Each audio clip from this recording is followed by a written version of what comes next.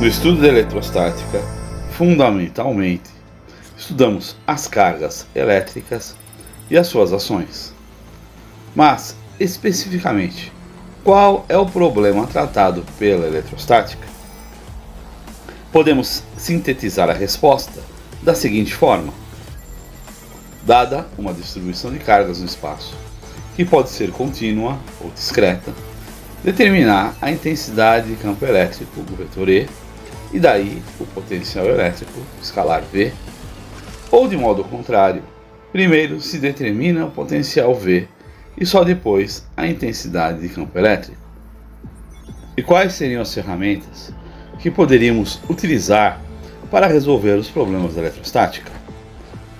Nós dispomos de diversas ferramentas, mas, de forma geral, podemos iniciar com a mais conhecida delas, a mais fundamental, que é a lei de Coulomb, ou a lei experimental de Coulomb. A lei de Coulomb é uma solução pontual, mas trabalhosa, porque precisaríamos conhecer todas as cargas envolvidas em todas as suas posições, e assim calcularíamos a relação de forças de cada uma das cargas para todas as outras demais cargas.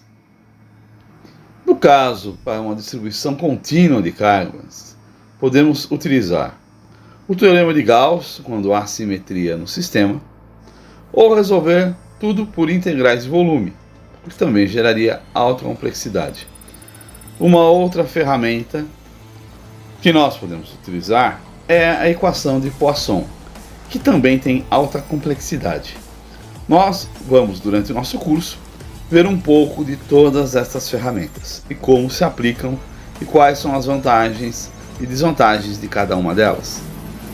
Em uma visão geral, podemos apresentar a lei de Coulomb, que é a lei do inverso dos quadrados, dada por F igual Q1 vezes Q2 sobre 4πε0 vezes R ao quadrado vezes o versor A de R de 1 para 2. Esta lei está nos dizendo que a força elétrica é diretamente proporcional ao produto das cargas e inversamente proporcional ao quadrado da distância. E é levado em consideração ainda o efeito 4πε0, ou o elemento 4πε0. Nós vamos ver que a relação 4π se dá ao espaço, e o ε0, aí no caso, considerando-se que as cargas estão no vácuo, é a permissividade elétrica no vácuo. E as forças, como forças, têm um sentido vetorial, por isso elas se dão na linha que liga as duas cargas, e essa linha é dada pelo versor unitário A chapéu de R de 1, 2. Ainda podemos destacar a densidade de fluxo elétrico, ou vetor densidade de fluxo elétrico, que é igual a ε0 vezes o vetor E mais o vetor P. O vetor E é a intensidade de campo elétrico. O vetor P é o vetor de polarização. Este fluxo elétrico, ou versor D, também conhecido como deslocamento elétrico, está aí relacionado tanto para elementos que estão no vácuo, ou seja, cargas distribuídas no vácuo, como cargas distribuídas sob uma superfície ou uma estrutura dielétrica. Já por último, a intensidade de campo elétrico, o vetor E, é igual ao negativo do gradiente do potencial elétrico. E aqui temos uma relação espacial que liga a intensidade de campo elétrico com o potencial elétrico. Podemos brevemente destacar e comentar com mais detalhes posteriormente que é mais fácil trabalhar com potencial elétrico porque é um valor escalar do que intensidade de campo elétrico, que é um valor vetorial. A lei de Coulomb é uma lei experimental e foi formulada em 1785 pelo coronel francês Charles Augustin de Coulomb. Esta lei trata da força que uma carga pontual exerce sobre outra carga pontual. E deveremos aqui entender carga pontual como um conceito de dimensão desprezível. Coulomb produziu sua lei experimental se baseando em cargas atuando em balanças de torção. Foi uma genialidade muito grande da parte dele utilizar esse processo. E mais para frente detalharemos como ele fez. Observe que aqui a força elétrica na equação é dada como um K vezes o produto das cargas, Q1 vezes Q2, e o valor das cargas é dado na unidade de Coulomb, que recebe o nome do seu desenvolvedor, que fez esse experimento, na direção do vetor AR, o vetor que liga as duas cargas, dividido pelo quadrado das distâncias. Este fator K é considerado aqui como sendo igual a 1 sobre 4 πε0. Agora, o inverso do quadrado da distância é 1 sobre r ao quadrado. Como é que podemos entender esta relação? Observe que temos aqui uma esfera. No centro da esfera vamos posicionar uma das cargas. No raio da esfera, ou seja, sobre a esfera, a outra carga. Agora observemos o desenho da esfera. A superfície da esfera tem como valor 4πr². O volume da esfera, 4/3 de πr ao cubo. Observe-se então que o 4πε0r², dado inicialmente da equação de Coulomb, ou da equação da força elétrica entre as cargas, na verdade nós temos 4πr², que é a consideração feita diretamente e extraída diretamente da superfície da esfera. O ε0 é a permissividade elétrica no vácuo. Ele é dado como 10 elevado a menos 9 dividido por 36π. E isto é aproximadamente 8,854 vezes 10 a menos 12. A sua unidade é farad por metro. Então, a permissividade é uma medida de capacitância sob distância. Como a solução da equação de Coulomb é um resultado vetorial, vamos estudar como se relacionam as ações das cargas de forma vetorial. E aqui então a gente pode estabelecer em relação à origem 0 uma carga Q1 dada pelo vetor R1. A carga R2 estará em relação à origem dada pelo vetor R2. Então, na carga Q2 haverá uma força da carga 1 sobre 2, ou seja, F de 2, na direção das cargas Q1 e Q2. E na carga Q1 haverá uma relação da força da carga 2 sobre a carga 1, F21, na mesma direção. Vetorialmente, nós podemos estabelecer um vetor R12.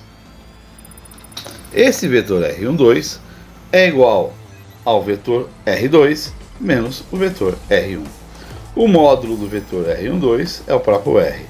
Assim, o versor ou vetor unitário de R12 ou a chapéu de R12 é igual ao vetor R12 dividido por R.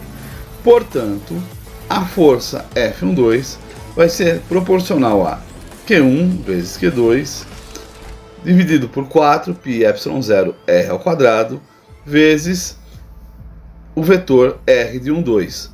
Como o vetor R de 12, no caso, pode ser substituído pelo versor AR de 12 e se divide por R no caso, então nós temos que a verdade é que a força F de 12 é dada como Q1 vezes Q2 dividido por 4πε0r³ vezes o vetor R de 12.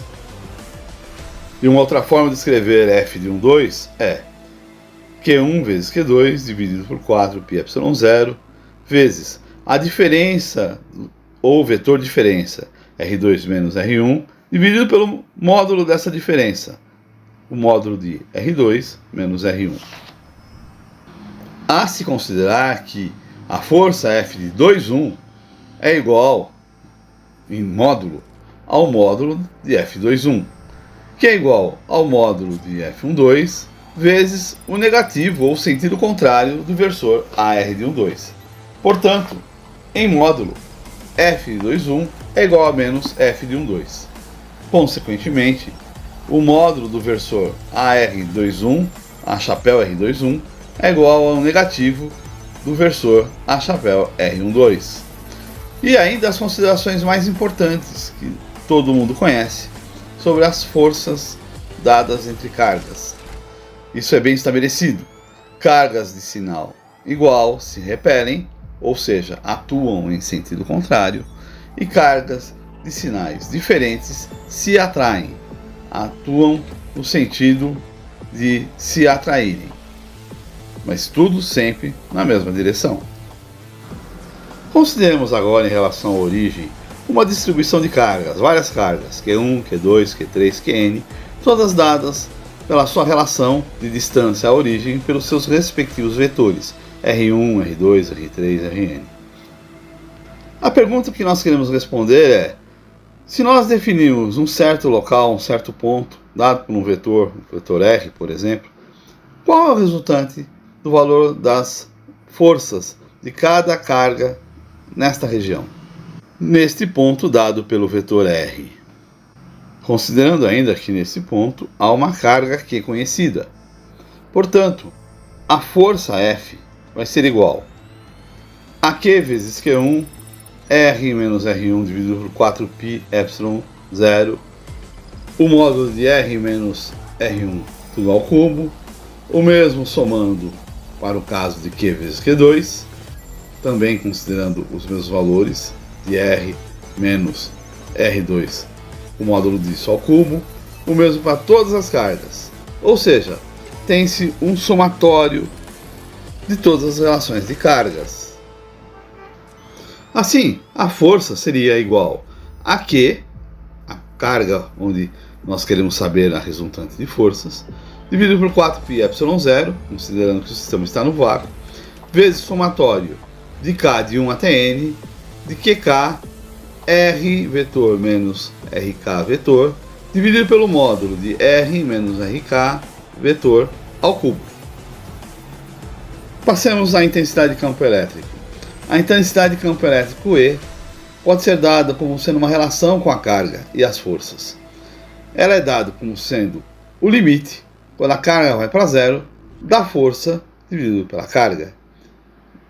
Assim podemos aproximar que a intensidade de campo elétrico é igual à força elétrica dividida pela carga.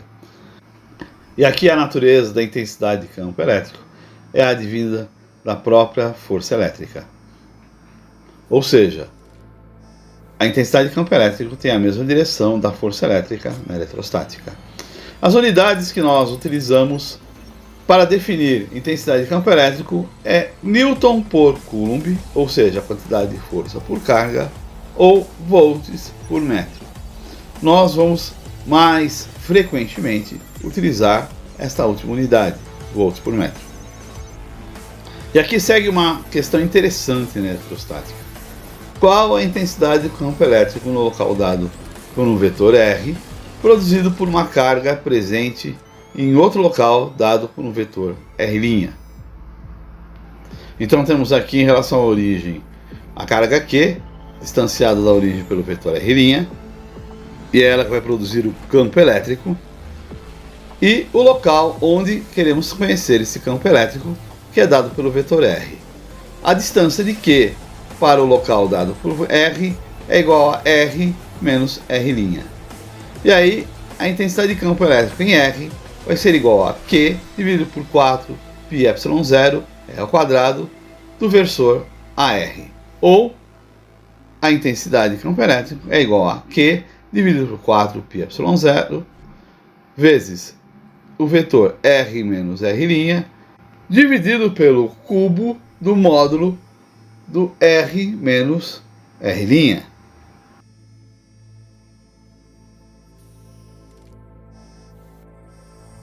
Para o caso de uma intensidade de campo elétrico construída em um local definido em R e compostas por diversas cargas pontuais, várias cargas, N cargas, E vai ser igual à somatória de cada contribuição de carga, ou seja, cada carga contribuindo nessa relação. No final das contas, temos que a intensidade de campo elétrico E é igual a 1 sobre 4π epsilon 0, somatória de K de 1 até N, dos QK, vetor R menos vetor RK, dividido pelo cubo do módulo de R menos RK.